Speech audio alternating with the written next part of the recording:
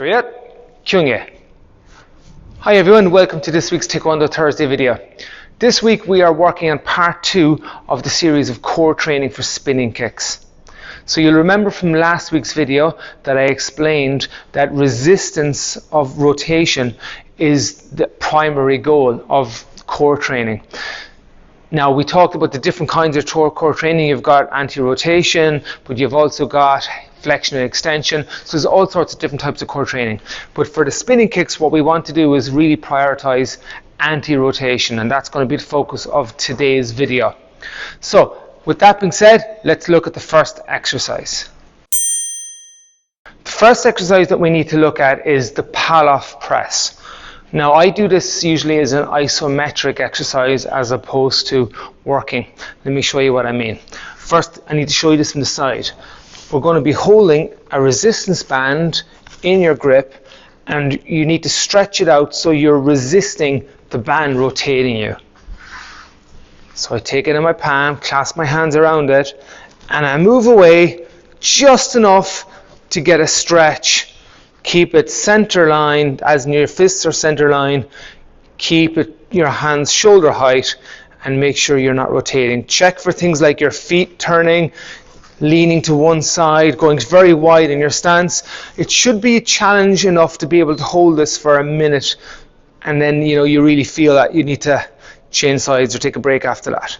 So what I meant by doing it isometric as opposed to the normal press is you'd be extending and pulling it in and extending and pulling it in. Of course, when you pull it in, you're shortening the lever. It makes it easier. I like to keep it extended for the full amount of time, and then relax, and then you just change sides and you do the other side. 3 ways that this can be done in terms of your stance. Standing like I'm showing you. It can also be done half kneeling. Just watch for your stance. Okay, here you'd need to lower the base of support because at the moment this is slanted, and then tall kneeling, so on both knees. So there are 3 different positions that you can do this from, and of course always go from right to left. So that's the isometric Palloff press. The next 2 exercises I want to go through with you are going to be on the floor.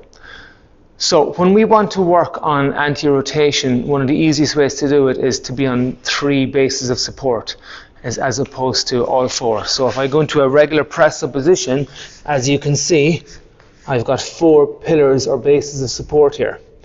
But as soon as I take one away, now I have to resist from shifting my weight to one side, and especially from rotating my body.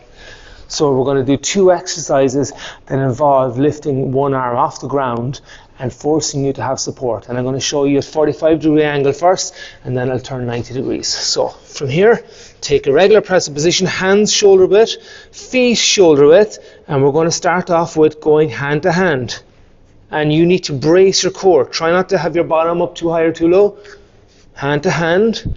And you can just do that for a certain amount of reps.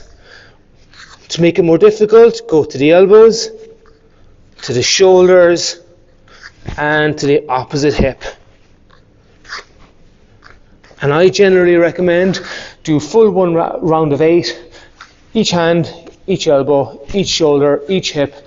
Have a rest if you need to, and then do a second round. But if you can do 16 taps straight through, that will really benefit for you. And it's just building up that resistance from rotation. And also, it stops you going into flexion and extension as well.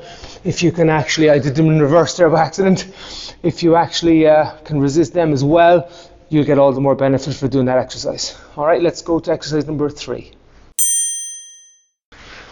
Exercise number 3 is very similar to number 2, but we use a sandbar. So from here, what you do is you put the sandbar behind the point of where your hands are. You take that, press the position, and you pull that sandball across. So with the sandball on my left side, I take my right arm and I pull it across. Like that. And again, you're trying to keep your hips level, resisting rotation and flexion and extension as much as possible. and you would do that for 12 or 16 reps, something like that. These can be done as a great core activation exercise, or you can actually do them for actually development as well. Okay, exercise number 4 is done like a dumbbell chest press. So you might be familiar with this. You're lying on your back on a bench. Okay, I don't have a bench or dumbbells here with me today, but I think you'll get the idea. Lying on a bench, and you have your dumbbells, and you're doing your normal dumbbell bench press. But what you can do is, for working your core, is you only have one dumbbell. Put your other hand on your hip or on your chest, on the bench if you like, and now do your normal press but only with one arm. Now what you'll find is the weight of that one dumbbell will make you want to roll off the bench to one side, but you have to work your core unbelievably hard to stay on the bench. So it's not going to build up huge pushing strength, because you are going to have to probably lower the weight to keep your balance, but it's a fantastic core exercise specifically for anti-rotation. So there's 4 exercises for you to work on, and I hope they will help. Next week I will show you some exercises for actually developing power in rotation. Have a great week, everybody. Bye bye.